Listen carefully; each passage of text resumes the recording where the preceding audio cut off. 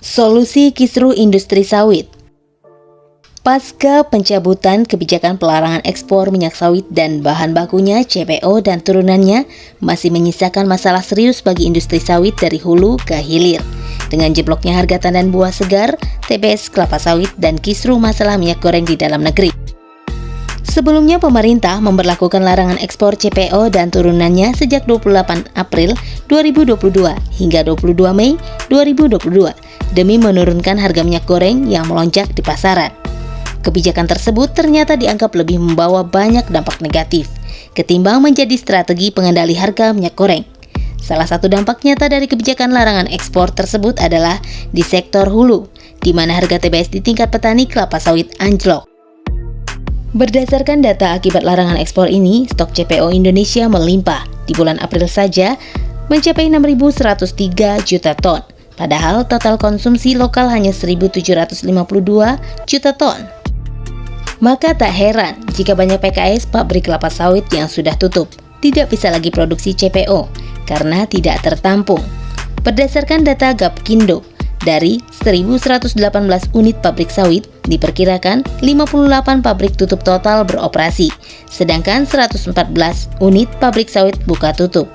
Bisa dikatakan bahwa kebijakan larangan ekspor tidak efektif menjamin stabilitas harga minyak goreng, karena masalah minyak goreng sebetulnya hanya persoalan distribusi, bukan hanya terkait bahan baku. Bahkan, pasca dibuka kembalinya ekspor sawit sejak Mei lalu, hingga kini harga tandan buah segar sawit makin hari justru makin anjlok. Dari data posko pengaduan harga TBS Apkasindo di 22 provinsi, diketahui harga TBS swadaya mencapai Rp1.116 per kilogram dan petani bermitra sudah pecah Rp2.000 per kilogram menjadi Rp1.700 per kilogram. Kondisi makin anjloknya harga TBS saat ini perlu diatasi dengan segera karena menyangkut nasib 2,5 juta kepala keluarga petani sawit yang akan jatuh miskin, menganggur, dan menambah jumlah penduduk miskin di Indonesia. Ada beberapa langkah komprehensif yang harus dilakukan pemerintah untuk mengawasi permasalahan industri kelapa sawit. Pertama, berperan sebagai penjaga persediaan. Pemerintah perlu melakukan intervensi untuk menjaga stabilitas harga sawit dengan menjaga persediaan. Ketika harga sawit turun, pemerintah harus menyiapkan semacam badan usaha yang memiliki kewenangan seperti halnya Bulog, badan urusan logistik, dalam menstabilkan harga beras di pasaran. Bulog berperan sebagai pembeli ketika petani panen dan harga turun. Sebaliknya, ketika harga beras naik, maka Bulog mengeluarkan stok beras ke pasar. Seharusnya cara kerja Bulog menstabilkan harga beras tersebut bisa ditiru pemerintah dalam menstabilkan harga minyak goreng. Karena mengingat minyak goreng ini masuk dalam 9 bahan pokok yang seharusnya menjadi tanggung jawab pemerintah sebagai regulator dan stabilisator dalam perdagangan. Kedua, cara mengatasi kisruh industri sawit bisa dilakukan dengan cara memperkuat BUMN perkebunan seperti PTPN yang bertugas menyiapkan lahan pengolahan minyak goreng di tiap pulau se-Indonesia dalam rangka menyiapkan kebutuhan dasar masyarakat terhadap ketersediaan minyak goreng sehingga produksi sawit bisa terserap serta kebijakan DMO bisa dimaksimalkan. Jadi, di sini ada peran pemerintah sebagai stabilisator harga. Ketika panen melimpah, maka pemerintah ikut membeli karena pemerintah memiliki infrastruktur untuk membeli TBS menjadi CPO. Selanjutnya diolah menjadi turunannya oleh pemerintah sendiri. Ketiga, pemerintah perlu menjaga keseimbangan kepemilikan lahan sawit yang saat ini banyak dimiliki swasta.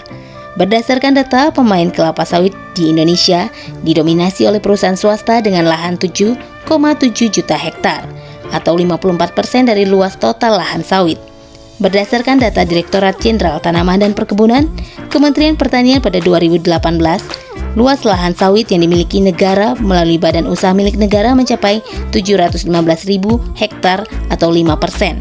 Sedangkan jika dilihat dari kinerja produksi yang dihasilkan, swasta terlihat paling banyak memproduksi kelapa sawit sebesar 26,5 juta ton atau 51%. Selanjutnya perkebunan rakyat menyumbang 14 juta ton CPO atau 33%, sedangkan perkebunan negara hanya 6% atau 2,5 juta ton CPO.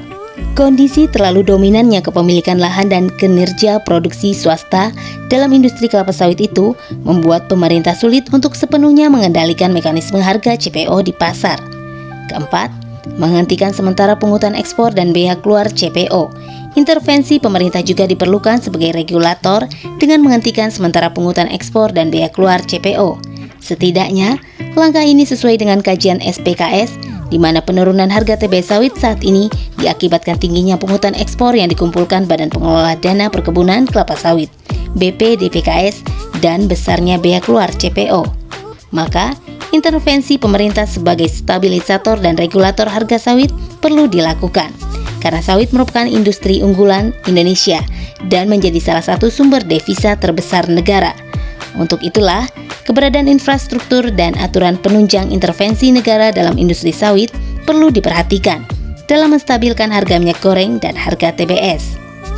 Sehingga pemerintah tidak hanya sekedar melakukan kebijakan buka dan tutup kebijakan ekspor CPO dan turunannya.